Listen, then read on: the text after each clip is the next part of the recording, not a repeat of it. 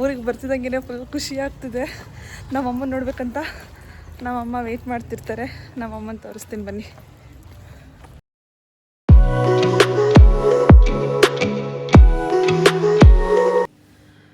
Hello, ಎಲ್ರಿಗೂ ನಮಸ್ಕಾರ. Welcome back to my YouTube channel. So guys, ಇವತ್ತಿನ ದಿನ ಏನು ಅಂತಂದರೆ, ನಾನು ಇವಾಗ ಆಲ್ರೆಡಿ ರೆಡಿ ಆಗಿದ್ದೀನಿ. ಇನ್ನು ಬೆಳಗ್ಗೆ 7 ಗಂಟೆ ಅಷ್ಟೇ. ಏನಕ್ಕೆ ಅಂದರೆ ನಾನು ಊರಿಗೆ ಹೋಗ್ತಿದ್ದೀನಿ. ಸೊ ಗೈಸ್, ನಾನು ನಮ್ಮೂರು ಹಾಸನ್ಗೆ ಹೋಗ್ತಾ ಇದ್ದೀನಿ. ಮೊನ್ನೆ ತಾನೇ ವಿಡಿಯೋ ಅಪ್ಲೋಡ್ ಮಾಡಿದ್ದೆ. ಆ್ಯಸ್ ಎ ಫ್ಯಾಷನ್ ಡಿಸೈನರ್ ನಮಗೆ ಊರಿಗೆ ಹೋಗೋಕ್ಕೂ ಆಗ್ತಾಯಿಲ್ಲ, ಟೈಮ್ ಸಿಗ್ತಾ ಇಲ್ಲ ಅಂತ.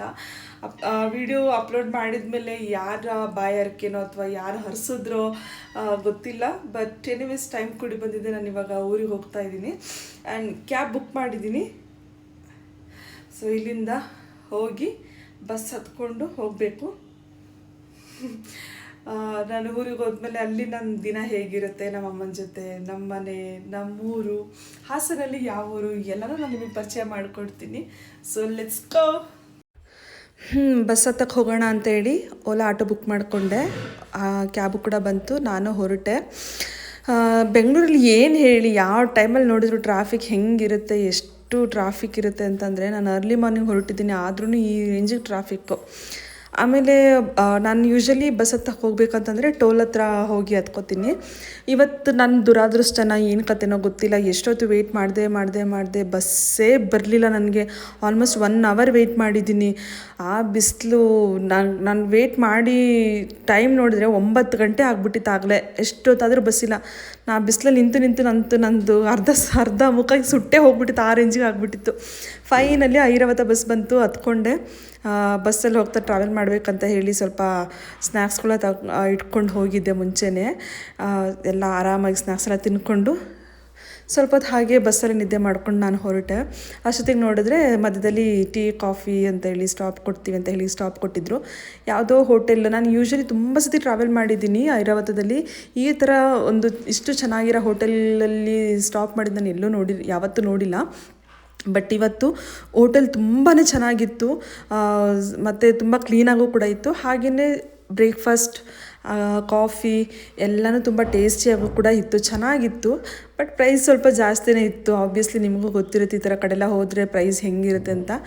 ಬಟ್ ಸ್ಟಿಲ್, ಆ್ಯಂಡ್ ಆ್ಯಕ್ಚುಲಿ ನಾನು ಅಲ್ಲಿ ವಾಶ್ರೂಮ್ ಕೂಡ ಯೂಸ್ ಮಾಡಿದೆ. ಬಟ್ ವಾಶ್ರೂಮ್ನೂ ಅಷ್ಟೇ ಎಷ್ಟು ನೀಟಾಗಿ ಇಟ್ಟಿದ್ರು ಅಂತಂದರೆ ಒಂದು ಸ್ವಲ್ಪನೂ ಗಲೀಜಿಲ್ಲ, ತುಂಬಾ ನೀಟಾಗಿತ್ತು. ಯೂಶ್ವಲಿ ಹೊರಗಡೆಲ್ಲ ಹೋದಾಗ ನಮ್ಗೆ ಇದೊಂದು ಪ್ರಾಬ್ಲಮ್ ಇರುತ್ತೆ, ವಾಶ್ರೂಮ್ಗೆ ಹೋಗೋಕ್ಕೆ ಏನು ಮಾಡೋದು ಹೆಂಗೆ ಅಂತ. ಸೊ ಅಲ್ಲಿಂದ ಹೊರಟ ಮೇಲೆ ಅರ್ಧ ದಾರಿ ಬರ್ತಾ ಇದ್ದಂಗೆ ಬೆಳಗ್ಗೆ ಟೈಮಲ್ಲೇ ಒಂದು 11:30 ಆ ಟೈಮಲ್ಲೇ ಮಳೆನೇ ಶುರುವಾಗ್ಬಿಟ್ಟಿತ್ತು. ಸೊ ಗಾಯ್ಸ್, ನಾನಿವಾಗ ಹಾಸನಿಗೆ ರೀಚ್ ಆದೆ ಫೈನಲಿ. ಸೊ ಹಾಸನ ಬಸ್ ಸ್ಟಾಪಲ್ಲಿದ್ದೀನಿ. ಆ್ಯಂಡ್ ನಮ್ಮೂರಿಗೆ ಹೋಗ್ಬೇಕಂತಂದರೆ ಆಲೂರು, ಸಕಲೇಶಪುರ, ಧರ್ಮಸ್ಥಳ ಬಸ್ಸೆಲ್ಲ ಹೋಗ್ತಿರುತ್ತಲ್ಲ. ಸೊ ಯಾವ ಬಸ್ ಆದರೂ ಆಗುತ್ತೆ. ಆಲೂರಿಗೆ ಹೋಗ್ಬೇಕು ನಾನಿವಾಗ. ಸೊ ನಮ್ಮ ಹಾಸನ ಬಸ್ ಸ್ಟಾಪ್ ಒಂದು ರೌಂಡ್ ಹಂಗೆ ನೋಡ್ಕೊಂಡು ಬನ್ನಿ.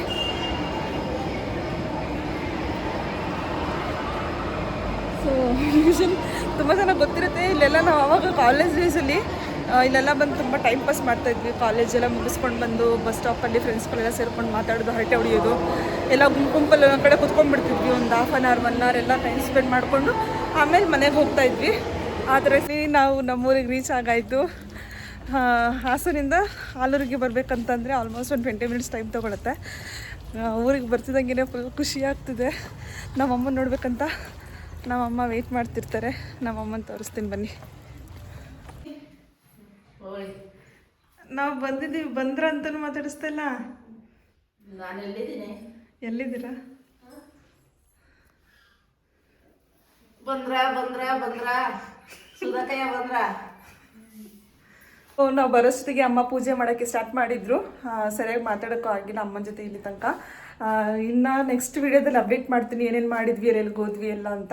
ಸೊ ಅಲ್ಲಿವರೆಗೂ ಬಾಯ್, ಟೇಕ್ ಕೇರ್.